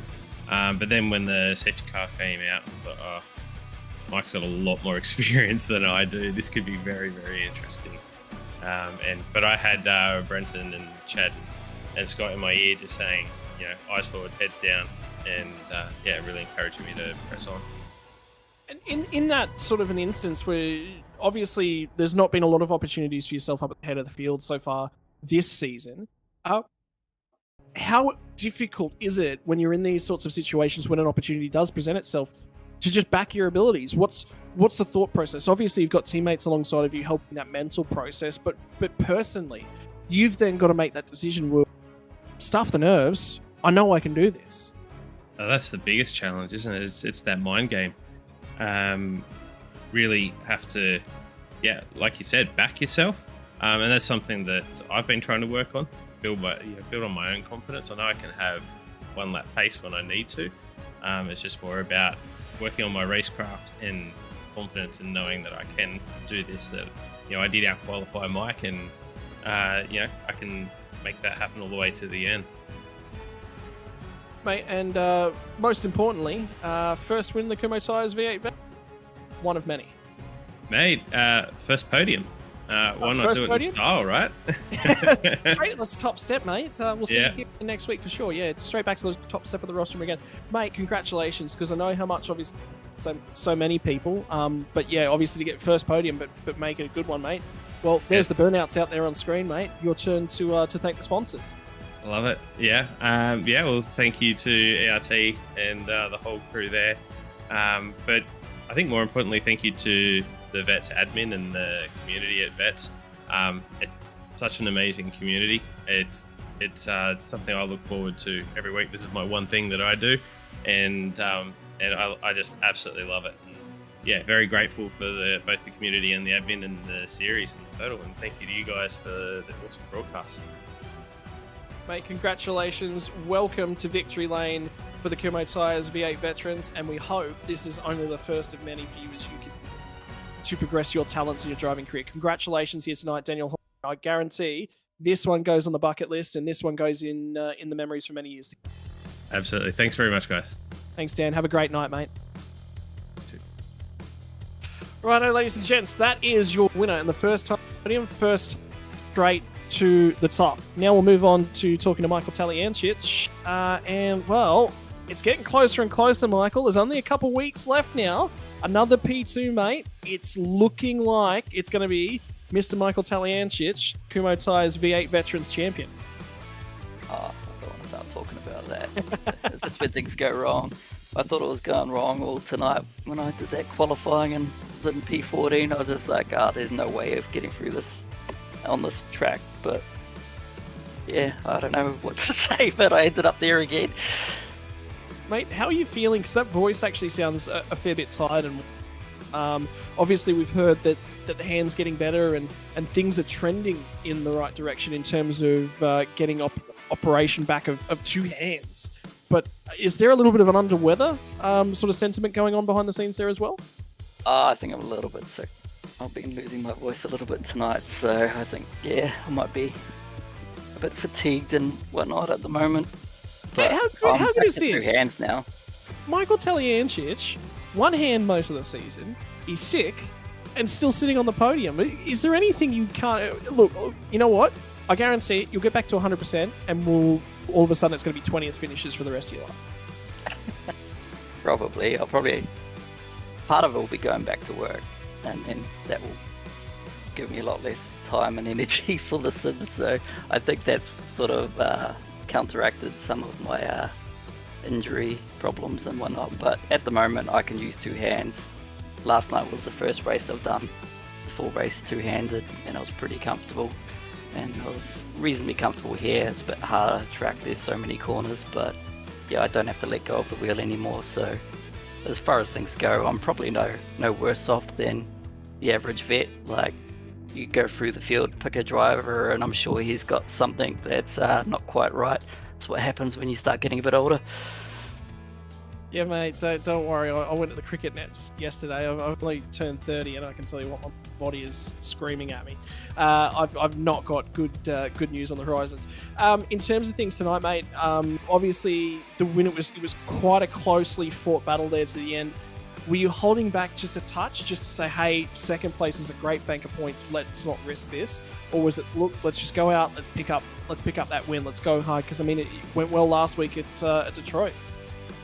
I don't really think I had the pace to be able to just put a move on Dan. Like, he was doing a really good job, and I could have put a pass attempt on it, but I think I was more likely to spin him and get a penalty than I was to actually put down a successful pass, and I wouldn't want to take that win away from him. Like, I think it's his first ever podium, let alone win, and I would have felt terrible if I just sent it on him, spun him.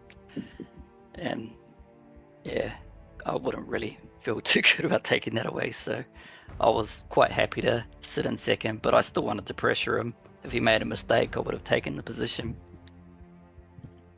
Mate, and in terms of things, how's the confidence levels now? Because obviously it's been so consistent for so long this season in terms of the V8 Vets. It's all looking incredibly good going into the last couple of rounds. You've had some really tough rounds, Detroit, Belle Isle, where you've come out on top. Here tonight, again, another deep finish. Keep your eyes down the track. What motivates you to say, look, I've got a tough start here, but I'm comfortable. I'm confident. How do I motivate myself to become a Michael Taliancic? Really, you just want to be smart about it. Like, I think I only actually made one proper pass tonight, and that was in the opening laps. The rest of the positions came from people making mistakes and having offs, and I think I gained 2 spots in my pit stop strategy. I'm not really doing much more than anyone else other than being consistent and trying to put my eyes forward, not focusing too much on people behind me, and just putting down good, consistent, fast laps. Mate, well, it's been the one of many here tonight yet again, and this from another Australian track. Congratulations, another P2 finish. and let us know the sponsors that make it possible for Pursuit Sim Racing. Thanks, guys. I'd like to thank VNM Simulation and Sideways Photography and you guys behind the broadcast and everyone behind the scenes that run the show. So, yeah, good job, guys. Ladies and gentlemen, P2 for tonight's race. Michael Talianchich, congratulations. See you again next week. Yeah. And then finally, ladies and gentlemen, your place from tonight's race. Apologies about the microphone. Third place from tonight's race, Craig Friend. Craig, that was thick and fast, and then there was a mistake late on in the piece. All caught on broadcast. Of course, Craig Friend can't make a mistake without there being camera stuck right there. Oh, thanks for that. Yeah, just after that safety car, I looked in the mirror to see that where Michael was and went, oops, the brake marker's gone. And then it was just too late.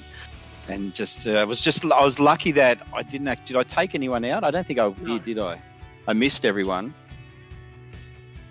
No, so yeah, the whole field sort of got in there behind you again and then kicked off at the end of that lap and triggered another safety car. Okay. Tricky night here tonight from Winton. It was about keeping yourself sort of in the game. And I think the difference is the top three, when you look back at the podium here tonight, there was quite a number of guys at any stage that could have finished on the podium, but sort of let themselves go, got a little bit too aggressive. I mean, were you holding back at any stages? What was the mentality about the race here tonight? I think I had a really good qualifying. Like I've been practicing the thing. I missed race pace a little bit. I sort of kept it up with Dan for a long run until that safety car come out. And then when the second I think safety car come out, they sort of got away, and then I didn't think I was going to catch them, so I thought I want to try and stick this third place because it's the first time I've been on the podium in Split 1, so I'm pretty stoked about that. So I just took it easy, made sure I hit the marks, and I came in the third, so I'm pretty happy about that one. In terms of things, mate, it's been a little bit two-tone sort of season. There's been some strong finishes, up and down finishes, but now, there's a third place late on in the piece as well. It seems that the whole team was up and about because it's not very often that you see multiple cars actually celebrating a podium, but the team's there and they're all behind you. Yeah, no, Quaney was right next to me, wasn't he, doing some burnout? So that was pretty cool. They're a good team. They're a good team, old mate and sons. We have a really good laugh when we're practicing together in Discord. So yeah, it's fun, and it was good to have Quaney there by the side. He was really chuffed that was the first sort of podium for us. So it was excellent. Couple rounds now left in the season, and I think we get tight. Next week, we head to a shortened format of Circuit of the Americas track. We're going to be running the west layout of Circuit of the Americas. Feeling confident about that one, or is that going to be a difficult one for you? I'm not quite sure. I probably will have to do a bit of practice on that one and see how I go. These tracks are difficult, but I can only do what I can do, and I'm happy to be here. I'm happy racing. Like they're a good bunch of guys that we race and girls that we race with. So yeah, it's fun. I don't know how we'll go next week, but hopefully I can get a good qualifying. I'm trying to get a good qualifying, so puts me, I think, at the front. I think there's a lot of people at the back that sort of get into carnage. So I try to get that front area so you can get off the line quick and see where it goes from there. Right, mate. And finally, your opportunity to thank the sponsors that make it possible, Mate and Sons. Yeah, just the team, old mate and sons, Quaney with the leader. We've got Industrial Batteries Australia that are a big sponsor, Pagnium Simulations, and Rem Home Loans from Illawarra. So they're our sponsors, and they allow us to, do what we enjoy doing.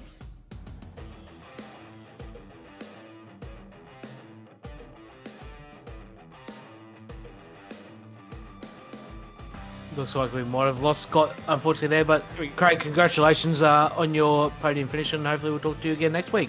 Thanks, mate. Thank you. Thanks, guys. Okay. And we will move to round 9 next week at Kota West. Circuit of the Americas, Thursday, 2nd of March. I can't believe we're already in March. Absolutely crazy. 8:40 p.m. Australian Eastern Daylight Saving Time. Thank you again to the sponsors of this fantastic series, Kumho Tyres, Logitech G, Parramatta Isuzu Ute, and of course Player One Sim Gear. I'm Brady Baldwin, and unfortunately Scott Rankin is MIA at the moment with a few technical dramas, and Dan Yeaman on the cameras. And we'll see you again next week for round number 9. 2 more rounds to go.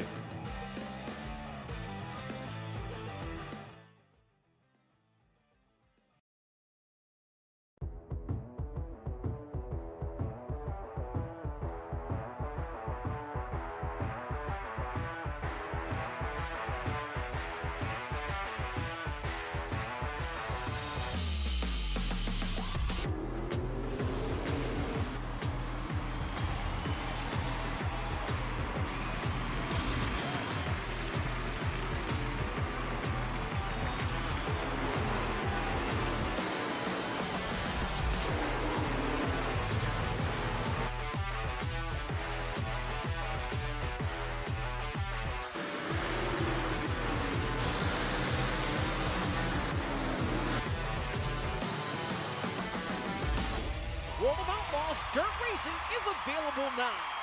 Download your copy today.